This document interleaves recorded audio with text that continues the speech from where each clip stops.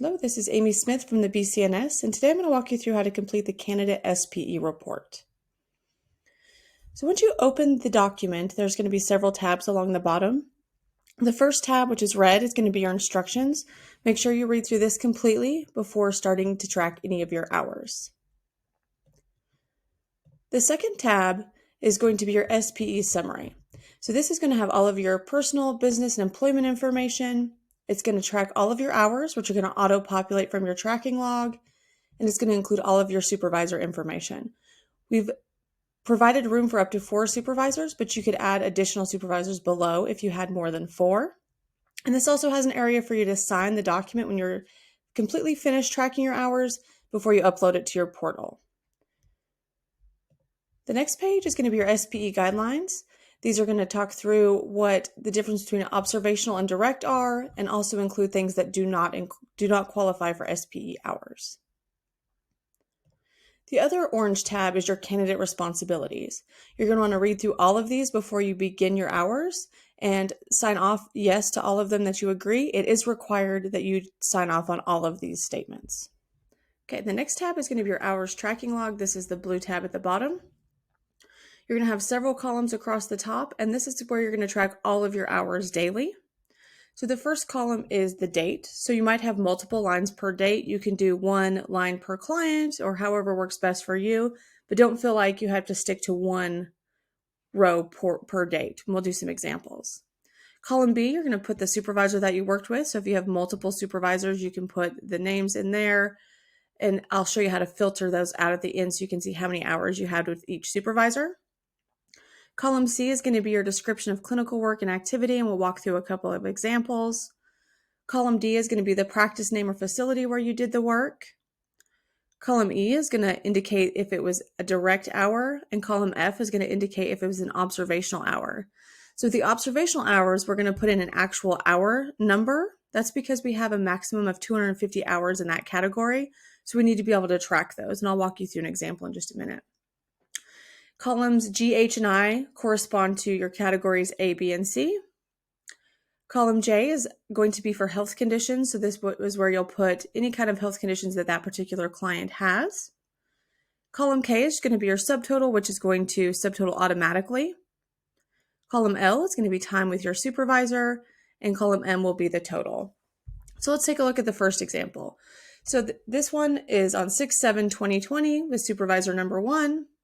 We saw client RL, so initials there are fine, and this particular client was female 36, so you're going to want to put the gender and age when appropriate. This particular activity was an IC prep, an IC with an assessment, educated on inflammation, hypertension, and RA, recommended supplements, an anti-inflammatory dietary plan, researched rheumatoid arthritis. So this particular activity was done at Jane Doe Nutrition, and it's considered an independent or direct hours because that was a direct client of the candidate. So nothing was put in the observational category because it wasn't observational. And this particular activity was 1 hour in category A for the assessment and 1 hour in category B for the research, 0 hours in category C because it was not a follow-up. Health conditions included were rheumatoid arthritis, inflammation, and hypertension, for a total of 2 hours there in column K, no hours with the supervisor for a total of 2 hours. The second example is on the same date, so 6/7/2020, again with supervisor number 1. This particular client's initials are LA, male 47. This was a follow-up of prep and session, updated intervention, and working on neurotransmitter imbalance. This again was done at Jane Doe Nutrition, was a direct or independent hour because it was the candidate's client. And in this one, there was no hours in category A because it was not an intake, but about 15 minutes in category B for the research and 1.25 hours in category C for the actual follow-up. Health conditions covered in this were mood disorders for a subtotal of 2.5 hours and a total of 2.5 hours. So let's add a couple more examples so you can see how this works. So let's put in that this service was conducted on 8/9/2020, and my supervisor's name was Jane Doe. So this particular client's initials are AK. She's a female, 39, so you'll put those, the gender and age when appropriate. Okay, and this was an initial consultation, so I did prep and the session. CBC and CMP assessment. Did health and family history. We talked about diet and food behavior history. Maybe analysis of 3-day food log. And interventions given to the client were to eat every 3 to 4 hours, increase hydration.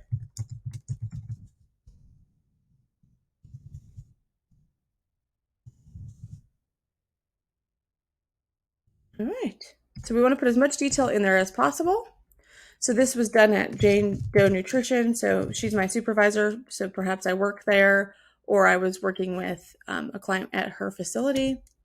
This would be considered an independent or direct hour because I was working directly with the client.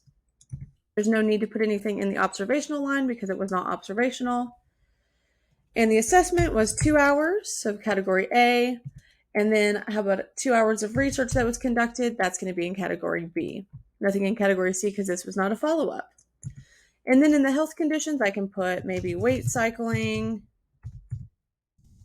maybe blood sugar dysregulation. All right, so we have a subtotal of 4 hours here in column K and a total in column M. So let's say we have another session on 8/9/2020. This time it's with our other supervisor, John North. And today we're doing a follow-up with our client KA, who's male, 35 years old. We have follow-up, prep, and session. Updated interventions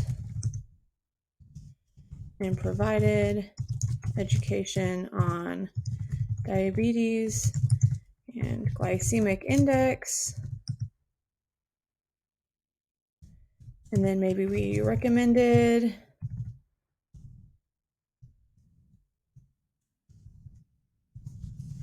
updated labs.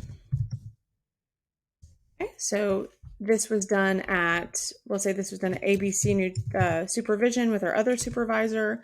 It was a direct independent activity.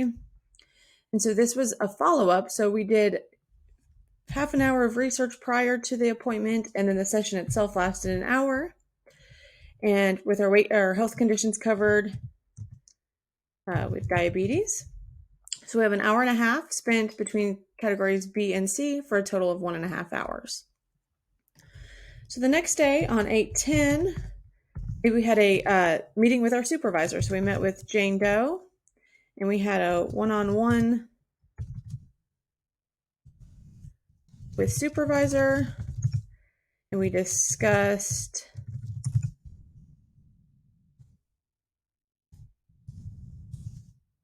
cases AK, KA,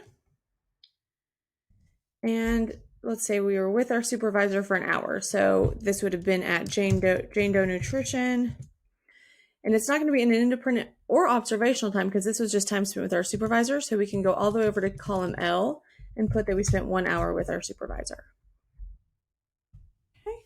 And let's do one more example, and then I'll show you how the formulas work. So on 8/11, we saw another client. This time we're observing our supervisor doing an intake. So we were working with John North, and the client's initials were SC. It was a female, 29 years old. And so we observed our supervisor perform an intake. And we wrote a SOAP note. Okay, and the client had a history of Hashimoto's, GI, stress, and trauma. And we will discuss with our supervisor at next one-on-one. And so we did this at ABC supervision. Now this was observational, so we're going to go to column F and we're going to put in the total amount of time spent doing this. So it's going to be 1.5 hours. Now, even if we put something in category or in column F under observational, we still need to indicate whether it was categories A, B, or C. So this was going to be category A because it was an assessment, so it was 1.5 hours. Notice how it doesn't duplicate the time over here. So the observational hours in column F are just totaling themselves. It does not have any correlation to the subtotal or total. We're going to look at those totals separately. So if we put something in column F, we still need to indicate whether it's category A, B, or C. So health conditions covered were Hashimoto's and trauma and maybe IBS, depending on the client's diagnosis. All right, so we have several different examples there, and all of these are going to total up at the bottom. And so there's 800 columns, and you can definitely add more, but you should be able to see your totals at the bottom. So category F, we have 1.5 hours observational. So remember, there's a 250 maximum hours in that category. So right now we have category A, 3.5 hours, category B, 2.5 hours, category C, 1 hour. For a subtotal of 7 hours, we spent 1 hour with our supervisor for a total of 8 hours total. So if we go back to our SPE summary page, this should carry over to this page. So it should happen automatically. You shouldn't have to do anything. So when you complete all of your hours, they'll all be listed here. You'll be able to see how many observational hours you have at this time and how many total hours you have. Once you complete all your hours, you're going to need to separate them into your different supervisors. So let me show you how to do that real quick. If you go back to your hours tracking log, we go back up to the top, you can filter out by supervisor. So let's say supervisor 1 is Jane Doe, and we're trying to see how many hours we spent with her. If you go up to the little arrow here at the top of column B and click, you can unclick select all and click on just the supervisor you're wanting to look at. So in this case, we want to see how many hours we had with Jane Doe. So you can click on that and hit OK, and it will tell you here the total. So we had 2 hours in category A with Jane Doe, 2 in category B, no in category C. We spent 1 hour with her. So we can then transfer that information over to your SPE summary page. And then once you're done doing that for each supervisor, you can just go back to select all and hit OK, and all of your hours will reappear there. So that's the easiest way to kind of see where your hours were spent with each supervisor. After you complete the hours tracking log, you'll complete the self-evaluation. Now you can actually work on filling this out during your supervision, but you won't do the actual indication of experience until the end. So let's look at a couple of examples. So in column A is going to be a competency. They're separated into categories A, B, and C.